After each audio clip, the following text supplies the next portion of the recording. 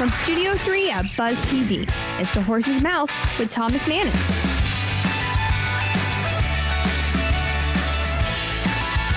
All right, welcome back to Campo's Corner with Coach Dave Campo here on The Horse's Mouth, of course, at my bar, Tommy Max, where everybody is welcome. But this time around, we're talking Jaguar football. Brought to you by our friends at YOLO Rum, where you only live once. All right, Coach, the 53 is in. They went from 80 to 53, I believe, 90 to 53.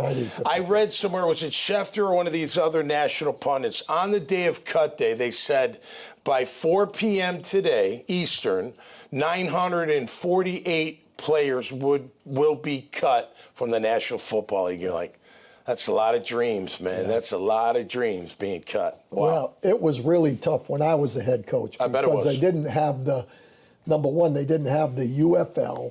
Right. The practice squads were, I can't even remember if there was a practice. I think there wasn't. Okay, well, I might have come in while I was there in 2000. Because there was 5. Might have been 5 or 6, whatever it was. Yep. And at least you had that. Yeah. But now with the 16 practice squad, that's a plus. The UFL, a guy's got a chance to at least show what they can do and maybe come into the league. Right. It was very difficult for me. I do have some empathy, believe it or not. You know, you make a good, because remember back in the day, the practice squad, you could only do it 2 years. Like if you were past a second-year veteran, you weren't eligible for the practice. So they either had to keep you or totally cut you and then hope nobody, maybe they bring it back if they needed it later. I thought I did a pretty good job during the course of camp. Yeah. Of telling guys that, hey, you're putting a resume on the field regardless of whether you end up here or you end up somewhere else. So how you do here, when I would, and the hardest one I had was when I was did Hard Knocks. Right. And they had the camera in there when I'm cutting guys. Right. So what I tried to do with the guy was tell him, hey, look, just because it doesn't fit here, and we had a perfect example, Jimmy Smith, we were with the Cowboys. Of course. We had to let him go because we had such a good ball club at that time. Right. And he was a young guy that coming off injury. He goes to Jacksonville, and he probably should be in the Hall of Fame. Oh, he will be one day. Well, I would say, look, it may not fit here just by position alone. That doesn't mean that you can't play in the league. And if you really want to get it done, just keep working at it. Get your agent to get after it, and you got a chance maybe to go somewhere else. The reality is most of them won't, though. They won't, That's because correct. there's only so many spots, That's right? correct. Now maybe they go to the UFL, which is great. That's a great thing for people to go. Any surprises for you on those initial 53? You mentioned Christian Braswell. Right. I don't know what do you do with them, though, because you got Savage, who you've always liked as our nickel. Yes. Jerry Jones, the rookie, he's going to be the backup. So what do you do with the third nickel? If he can't play outside, do you keep a third nickel? Normally you don't. So I understand that one. Any other surprises to you? Well, I would say Otomiwo. Yeah. The defensive tackle, made it. number 90, made it. Yeah, I thought he earned it. He did. Yeah, great camp. When I say surprise, when I say surprise, I was surprised based on the fact that I didn't think another one like Van Lanen. Right. I didn't know anything about the guy, and he just earned the position. Yeah. Other than that, I really felt that on offense, I felt I had that pretty close, with the exception I didn't know if Van Lanen was going to make it. Yep. That was Man, I thought they'd either be or. crazy. With Shatley, I didn't know exactly what was going to happen there. Yeah, look, no disrespect to any other guys, but he outplayed every one of them, in my opinion. Absolutely. Hans, Shatley, Cooper Hodges, all of them. I think he outplayed the ball. So other than that, defensively, I felt the guys they kept were the right guys. The only other one that I would have said was the safety. Terrell Edmonds, who they brought back. Yeah, they brought him back to the practice squad. In the practice squad. Most of the guys that I felt showed something in camp, they got on the practice squad, which is good. Okay, so for fans that don't know, and I don't know if I totally know, you're sitting there, right, and you're going to, are we going to keep 7 defensive backs and 6 receivers? Are we keeping 6 linebackers? Does it all come down to who's the best at special teams at that point?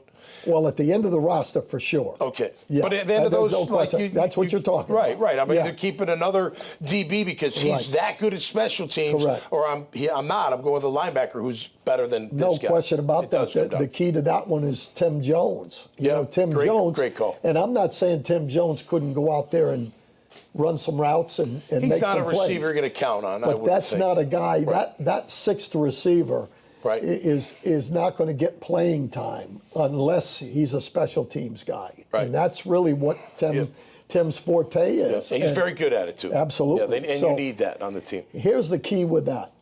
In order to win in this league, you have to win 2 of the 3 phases in every ball game. Correct. Either offense and defense. Right, or special teams. Or offense and special teams, or defense and special teams. So special teams shows up in all of them. Yep. So you've got to have a good group there, and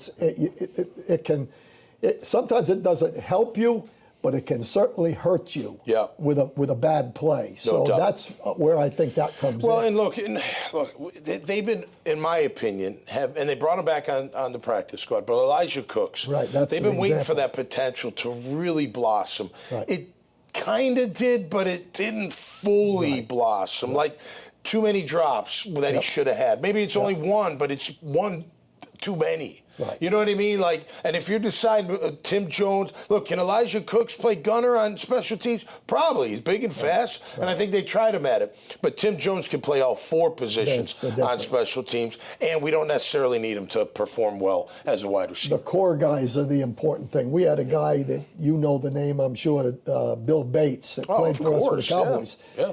You know, the majority of his play was as a special teams player. As a matter of fact, the Pro Bowl designation for a special teams guy. Yeah. He was the first one. He was the first one to bring that in. Okay.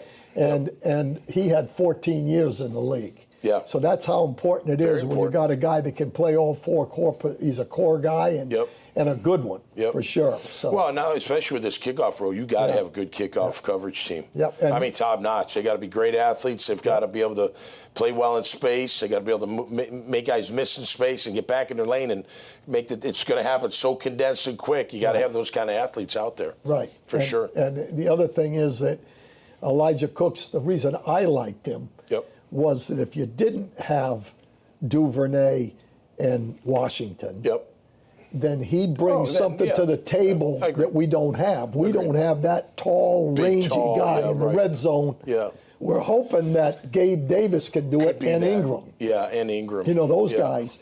But he would bring something to the table as maybe a 4th or a 5th. Yeah. If you didn't have those other guys that are so By the important. way, one of the things I've been calling, I think we both have, like using a fullback during the running game. How about Ingram in the offset eye? Very first leading play through. of the game. I know. I like it, Coach. Yeah. I thought they'd bring in a guy just for that, but I tell you what, if he could do it, let him do it. I think that's a great addition, great little wrinkle, if you will. All right, so Eric Armstead says he's an end, not a tackle. You know, I don't care where you play, but or what you talk, what you call it, but you're in there in the front 4. I don't, you and Josh can fight it out as who's going to play what, I guess. Wouldn't be surprised if the very first third down on Sunday, he's at end and Walker's at tackle. Oh, I bet, yeah. It wouldn't surprise me. For sure. Now, it's not going to be that way, he's gotta play every both. play. He's going to play both positions. But he reminds me of Calais Campbell, really. Yeah. And the reason I say that is he was with Nielsen in Atlanta, Calais, and he played inside and outside, and he was able to do a lot of different things. I think just with Calais, and no disrespect to Eric Armstead, and maybe he's healthy the entire year and dominates all year long, but he's never done that, where Calais has. Yes. I mean, you can count on Calais. And Calais has more sacks than he does overall, but he's been in, been at it longer. Yeah, he's been inside most of the time. Right. Okay, so Travis Gibson no longer here. I thought that was a surprise as we wrap it up. Traded to Seattle. Who's my third pass rusher? Is it Eric Armstead It's Eric now? Armstead. Yep, absolutely. Didn't why they did that. Didn't that fit in nicely like a glove? Right, and they really wanted the 2 other guys. They don't want to let Cole go. No, I know. Because Miles physically, he has traits. He's got something. No, I know. He's got traits that he's you got a can't natural find. bend around that corner, okay. too. Yeah. And then DJ Coleman really honestly came back to the practice squad. I saw that. He showed enough to make the football team as a pass rusher, and he's kind of a tweener. He is. So I think they got done by moving Gibson, who I don't think really showed. He showed that he could play the run, but I don't think he really did a great job in the pass rush. I thought he pressured a couple times. Yeah, Pressured Mahomes a couple times. Nobody else did. But I think that was a good move because it kept the young guys. And I think when you look at the overall roster, there's a lot of young guys that made this team. And let's not forget one of the many things Shad Khan, the owner, said this offseason. That's right. We want to develop our draft picks and keep them here. So maybe the coaches and GM are adhering to the message. The conspiracy theories abound, and it's true, that's the way it works. All right, Coach, we'll do it again next week. Yes, sir. As they get ready for the Miami Dolphins. Absolutely. Finally real. Kickoff's next Thursday night. Oh, it's going to be awesome. That's great. Absolutely. Yeah. Always a great time with Coach Dave Campo and Campo's Corner here on the Horse's Mouth. We do it every week, talking about our Jags. You can see it right there at the dailynewsnetwork.com website. You can see this show and weeks past, and we'll keep doing it all the way through the football season. And brought to you our good friends at YOLO Rum, where you only live once. So until next time, stay safe out there and be cool. And we'll see you right here on the Horse's Mouth. Cheers. Cheers.